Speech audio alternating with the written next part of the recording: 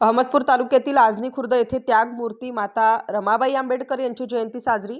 अहमदपूर तालुक्यातील आजनी खुर्द येथे त्यागमूर्ती माता रमाबाई भीमराव आंबेडकर यांच्या 128व्या जयंतीनिमित्त कुमारी डॉक्टर वैभवी विलास कांबळे धारगावकर लातूर यांची रमाबाई भीमराव आंबेडकर यांच्या जीवनावर एकपात्री नाट्यप्रयोग सादरीकरणाचे आयोजन वैशाली बुद्धविहार संयोजन समिती व जय भीम मित्र मंडळ व तसेच बौद्ध समाज बांधवांच्या वतीने करण्यात आले.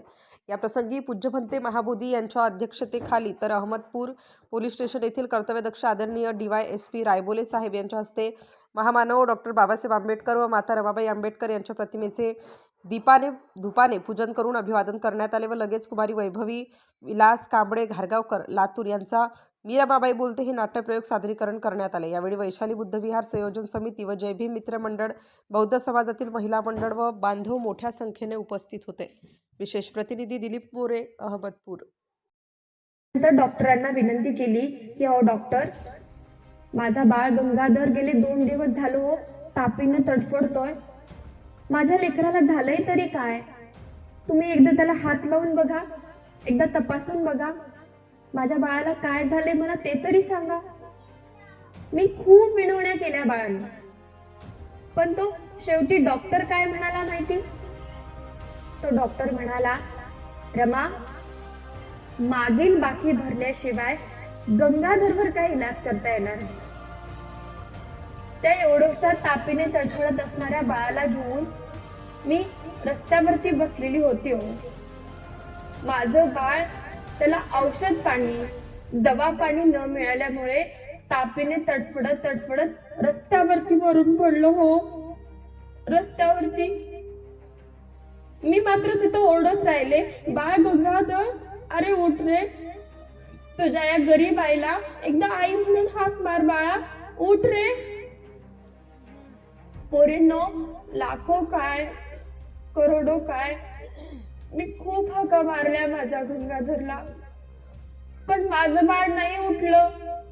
त्याने एकदा मला आई म्हणून सुद्धा हाक मारली नाही हो.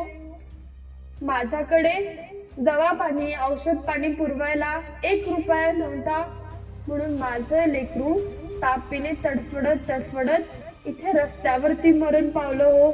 रस्त्यावरती एवढी गरिबी होती आमची, तरी पण मी अजूनही हार मानले नव्हते, कारण मला खूप विश्वास होता. मी आतापर्यंत खूप कष्ट केलंय. माझ्या साहेबांनी सुद्धा त्याच गरिबीमध्ये दिवस काढली आहे. माझे साहेब सुद्धा एका पावाच्या तुकड्यावरती त्यांचं शिक्षण तिकडे परदेशात पूर्ण करतायत. म्हणून मला मात्र ठाम विश्वास होता की माझ्या आणि माझ्या साहेबांच्या कष्टामुळे आज माझा एक चिमुकला गंगाधर इथे रस्त्यावरती मरण पावला असेल.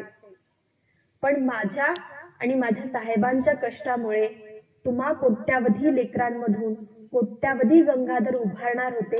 मला त्याचा अभिमान होता बाळांनो. म्हणून मी माझ्या त्या चिमुकल्या गंगाधरचं दुःख सुद्धा तेवढ्याच ठामपणे पचवलं. साहेबांना ती बातमी कळवली, मात्र तरी पण त्यांना ते दुःख पचवण्यासाठीचा धीर सुद्धा दिला. आणि बाळांनो, त्यानंतर माझ्या साहेबांनी त्यांचं लंडनचं असणारं उच्च शिक्षण पूर्ण केलं आणि माझे साहेब लंडनहून इकडे मुंबईला परत आले. ते जेव्हा मुंबईला परत आले तेव्हा माझे साहेब हे बॅरिस्टर झालेले होते. मग ते वकिली करू लागले. त्यांच्या जीवनातली त्यांना पहिली केस सुद्धा मिळाली. ती होती 300 रुपयाची. मला काही ठाऊक नव्हतं बरं की त्या वकिलीचा मोबदला किती येणार आहे, त्या पहिल्या केसची रक्कम त्यांना किती भेटणार आहे, हे मला काही माहित नव्हतं. माझे साहेब फक्त मला येऊन एवढंच सांगितले की मी माझी पहिली केस लढायला चाललोय रामू. आणि बाळांनो, माझ्या साहेबांनी ते केस लढली आणि जिंकली सुद्धा. जिंकल्याबरोबर माझे साहेब घरी परत आले आणि त्यांनी पटकन माझ्या हातामध्ये ते सगळे पैसे सोपवले आणि मला म्हणाले, रामू, मी तुला म्हणालो होतो ना की मी माझ्या आयुष्यातली पहिली केस लढायला चाललोय. ती केस मी लढली आणि जिंकली सुद्धा. त्याचाच मोबदला म्हणून ही काही रक्कम मला मिळालीये. ही किती रक्कम आहे ते मला जरा मोजून दाखवतेस का? बाळांनो, मी तुम्हाला सांगितलं, मला लिहिता वाचता च्या घडामोडी जाणून घेण्यासाठी राष्ट्र माझा लाईव्ह न्यूज चॅनलला सबस्क्राईब व लाईक करा.